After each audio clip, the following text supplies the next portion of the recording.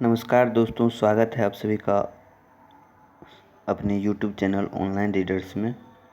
दोस्तों, हम लोग पिछले क्लास में केमिस्ट्री में देख रहे थे मिक्सचर।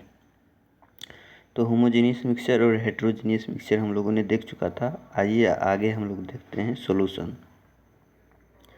सॉल्यूशन में अगर होमोजेनियस मिक्सचर की बात करें तो होमोजेनियस मिक्सचर को अगर सॉल्यूशन ही कहते, सॉल्यूशन को होमोजेनियस मिक्सचर समझते हैं सॉल्यूशन से।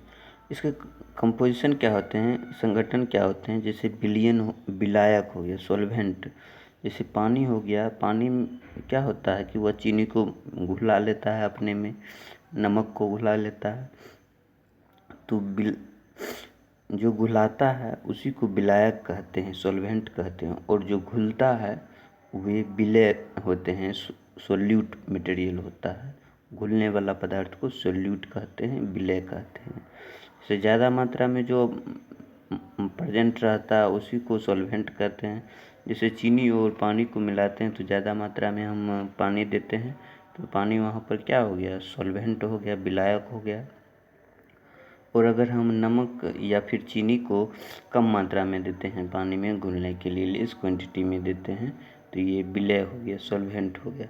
ठीक है दोस्तों, आइए आगे हम लोग समझते हैं सॉल्यूशन की प्रकृति। एक होता है अनसैचुरेटेड, फिर सैचुरेटेड, फिर सुपर सैचुरेटेड। अनसैचुरेटेड को हिंदी में कहते हैं असंतृप्त, सैचुरेटेड को हिंदी में कहते हैं संतृप्त, और सुपर सैचुरेटेड को कहते हैं अति संतृप्त। असंतृप्त क्या होता है, जब सॉल्यूशन में निर्धारित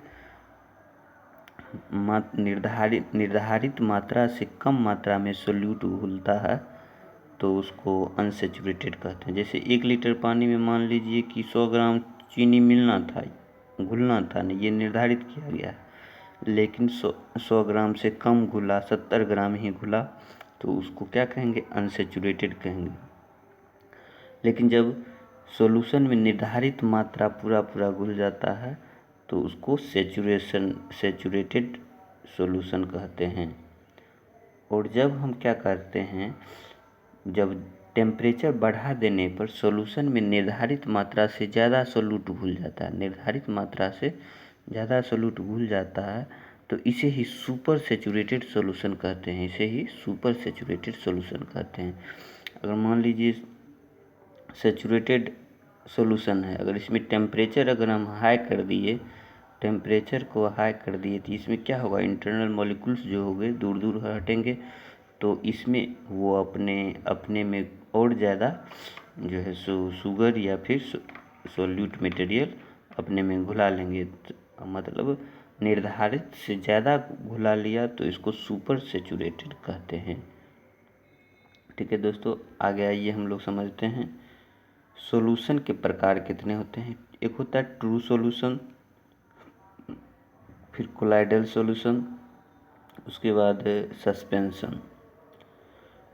होमोजेनियस मिक्सचर समांगी मिश्रण हो गया, और हेट्रोजीनियस मिक्सचर, कोलाइडल सॉल्यूशन जो होते हैं वो हेट्रोजीनियस मिक्सचर ही होते हैं, लेकिन देखते हैं हम होमोजीनियस मिक्सचर होते हैं। हेट्रोजीनियस मिक्सचर लेकिन देखने से पता चलता है होमोजीनियस मिक्सचर। और सस्पेंशन, ये हेट्रोजीनियस मिक्सचर होते हैं। आइए ट्रू सॉल्यूशन को पहले हम अच्छे से देखते हैं। ट्रू सॉल्यूशन में क्या होता है कि होमोजीनियस मिक्सचर समांगी मिश्रण होते हैं। इसके सोल्यूट पार्टिकल का साइज छोटा छोटा होता है, जैसे साल्ट एंड वाटर हो गया, साइज छोटा छोटा रहता है। सेकंड है कोलाइडल सॉल्यूशन, ये हेट्रोजीनियस मिक्सचर होते हैं लेकिन होमोजीनियस मिक्सचर की तरह दिखते हैं। इसमें सोल्यूट पार्टिकल का साइज ट्रू सॉल्यूशन की अपेक्षा बड़ा व सुपर सस्पेंशन की अपेक्षा छोटा होता है। मतलब ट्रू पार्टिकल के साइज से बड़ा होता है और सस्पेंशन से छोटा होता है। जैसे मिल्क हो गया, एयर हो गया, ये भी मिल्क और एयर ये भी कोलाइडल सॉल्यूशन में आते हैं। जैसे कि मिल्क में बहुत सारे विटामिन मौजूद रहते हैं जो कि हमें नहीं दिखते हैं, जिसके कारण हम होमोजीनियस मिक्सचर दिखते हैं, लेकिन वास्तव में ये हेट्रोजीनियस मिक्सचर होते हैं। जैसे एयर हो गया, एयर में बहुत सारे डस्ट पार्टिकल्स रहते हैं। नेक्स्ट है दोस्तों हेट्रोजीनियस मिक्सचर, सस्पेंशन। निलंबन में हेट्रोजीनियस मिक्सचर होते हैं, इसके सोल्यूट पार्टिकल का साइज बड़ा होता है। जैसे वाटर में अगर सेंड दे दिए, मिट्टी दे दिए, तो ये सभी हेट्रोजीनियस मिक्सचर है, सस्पेंशन हो जाता है, निलंबन हो जाता है। थोड़ी देर बाद क्या हो जाता है कि मिट्टी और थोड़ा देर घुला रहता है, और घुलने के थोड़ी देर बाद वो अपने तल पर आ जाता है, नीचे ज़मीन पर बैठ जाता है, मिट्टी हो गया या फिर सेंड हो गया, इसको सस्पेंशन कहेंगे। नेक्स्ट है दोस्तों ट्रू सॉल्यूशन, कोलाइडल सॉल्यूशन और सस्पेंशन का और सारे कैरेक्टरिस्टिक देखते हैं। तो ट्रू सॉल्यूशन पारदर्शी होते हैं, ट्रांसपेरेंट होता है, और कोलाइडल सॉल्यूशन लेस ट्रांसपेरेंट होते हैं, कम पारदर्शी होते हैं। और फिर सस्पेंशन क्या होता है, अपारदर्शी होते हैं। ट्रू सॉल्यूशन ये स्टेबिलिटी होते हैं, स्टेबल ज़्यादा होता है, अगर घुला दिया तो ज़्यादा देर तक घुला रहेगा। कोलाइडल सॉल्यूशन में क्या होता है, ये इसकी स्टेबिलिटी ट्रू सॉल्यूशन से कम होती है और सस्पेंशन से ज़्यादा होती है, और इसमें स्टेबिलिटी बहुत कम होती है। मान लीजिए पानी में अगर सेंड मिला दिए तो वो बहुत जल्दी ही नीचे ज़मीन पर बैठ जाएगा, इसलिए इसमें स्टेबिलिटी कम होती है। अब ये टेंडल इफेक्ट क्या होता है। टेंडल इफेक्ट ट्रू सॉल्यूशन में हम टेंडल इफेक्ट नहीं देख पाते हैं, जबकि कोलाइडल सॉल्यूशन में हम टेंडल इफेक्ट देख पाते हैं। और सस्पेंशन में भी हम टेंडल इफेक्ट शो करते हैं। तो मतलब कोलाइडल सॉल्यूशन और सस्पेंशन में टेंडल इफेक्ट शो होता है, देख सकते हैं। नेक्स्ट आइए समझते हैं टेंडल इफेक्ट होता क्या है। टेंडल इफेक्ट क्या होता है, किसी सॉल्यूशन में घुले सोल्यूट पार्टिकल या फिर विलय के कण के द्वारा लाइट बीम को स्कैटर करना। जब लाइट बीम सोल्यूट पार्टिकल द्वारा स्कैटर हो जाता है सॉल्यूशन में से, तो इसी को टेंडल इफेक्ट कहते हैं। जैसे मान लीजिए ये फिर दूध का है, इसी लाइट हम पास कराए तो ये लाइट जो हो गया स्कैटर्ड हो गया, और पाथ ऑफ लाइट जो होता है इस ग्लास में दिखता है, तो इसी को हम क्या कहते हैं, टेंडल इफेक्ट कहते हैं। जैसे साबुन का घोल भी हो गया तो उसमें भी पाथ ऑफ लाइट दिखेगा और लाइट स्कैटर्ड हो जाएगा, पाथ ऑफ लाइट दिखेगा। जैसे कि इसका एक और एग्जांपल है टेंडल इफेक्ट का, कि एक अंधेरे कमरे में अगर धूप की रोशनी आ रही है तो एक लाइन से आ रही है, तो इसमें डस्ट पार्टिकल होने के कारण, रूम में डस्ट पार्टिकल होने के कारण हम पाथ ऑफ लाइट को देखते हैं। डस्ट पार्टिकल से क्या होता है, पाथ लाइट जो होता है स्कैटर्ड होने लगता है, और हम लाइट के पाथ को हम देख पाते हैं।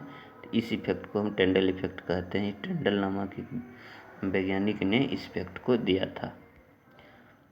इसी तरह एक बड़े से पेड़ के नीचे अगर हम चले जाते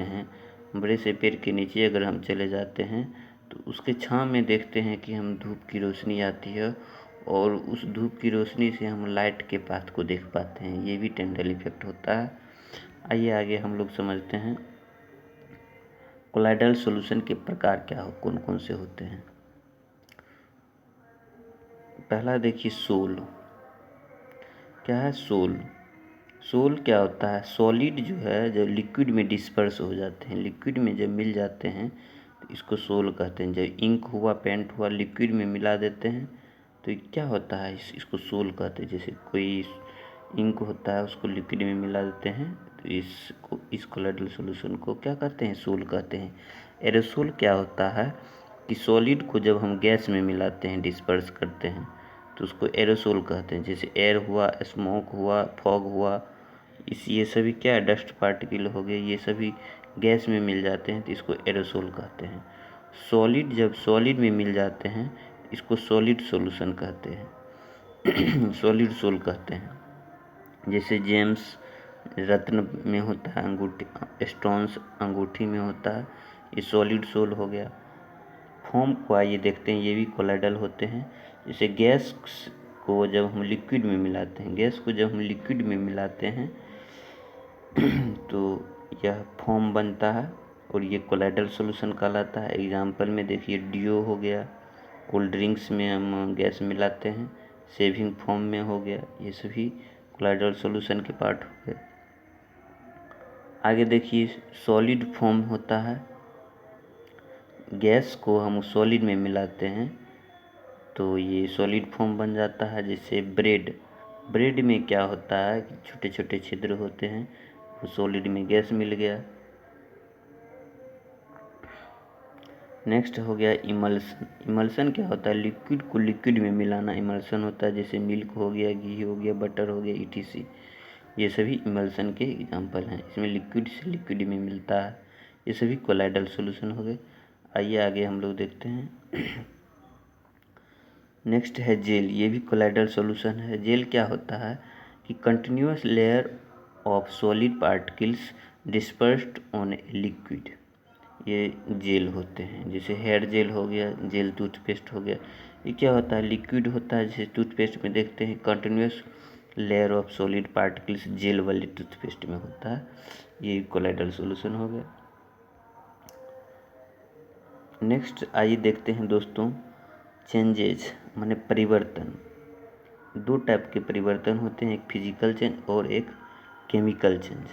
भौतिक परिवर्तन और रासायनिक परिवर्तन। भौतिक परिवर्तन जो होता है ये रिवर्सिबल चेंज होता है, इसको दोबारा उसी रूप में प्राप्त किया जा सकता है। और केमिकल चेंज जो होता है इरिवर्सिबल होता है, मतलब जो एक बार चेंज हो गया दोबारा प्राप्त नहीं किया जा सकता है, यही केमिकल चेंज होता है। कोई भी चीज़ अगर जलने वाला होता है तो उसको केमिकल चेंज में रखते हैं, और जल गया तो उसको दोबारा प्राप्त नहीं किया जा सकता, इसलिए उसको रासायनिक परिवर्तन कहते हैं।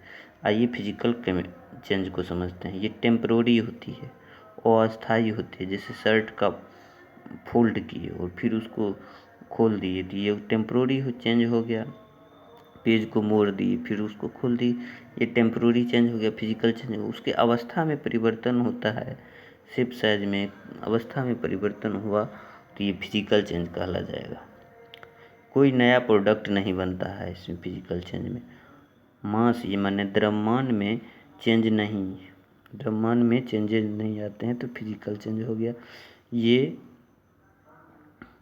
इरिवर्सिबल होते हैं। ये क्या होता है, इरिवर्सिबल होता है। जैसे वाटर से वाटर वेपर बना, फिर वाटर वेपर से भी वाटर बन सकता है। जैसे वाटर से आइस बना और आइस से फिर वाटर बन सकता है। दूध से क्रीम निकालना और क्रीम को फिर दूध में डाल देना, ये रिवर्सिबल प्रोसेस हो गया। ये रिवर्स माने पुनः उसमें परिवर्तित कर देना फिजिकल चेंज कहलाता है। दही से मक्खन निकालना और मक्खन को फिर दही में डाल देना, रिवर्स हो फिजिकल चेंज हो गया, पुनः प्राप्त कर लिया। केमिकल चेंज को समझते हैं। ये अस्थायी चेंज होता है, परमानेंट चेंज होता है, इसमें न्यू प्रोडक्ट का फॉर्म होता है। और फिजिकल चेंज में कोई नया प्रोडक्ट नहीं बनता है, जबकि केमिकल चेंज में न्यू प्रोडक्ट बनता है। मासेज चेंज हो जाते हैं इसमें। जैसे कैंडल का जलना, जब कोई भी चीज़ जलता है तो वो केमिकल चेंज कहला जाएगा। दूध से दही बनना, दूध से दही बन जाता है तो फिर से हम दूध नहीं प्राप्त कर सकते हैं, तो ये केमिकल चेंज हो गया। लोहे में जंग लगना, लोहे में जंग लगना क्या है, एक केमिकल चेंज है। Rusting of iron is chemical change. Bulb का फ्यूज होना क्या है, केमिकल चेंज है। ठीक है दोस्तों, आज हम लोगों ने इतना देखा। थैंक यू दोस्तों। हमारे वीडियो को लाइक करें, शेयर करें और चैनल को सब्सक्राइब करना ना भूलें। धन्यवाद।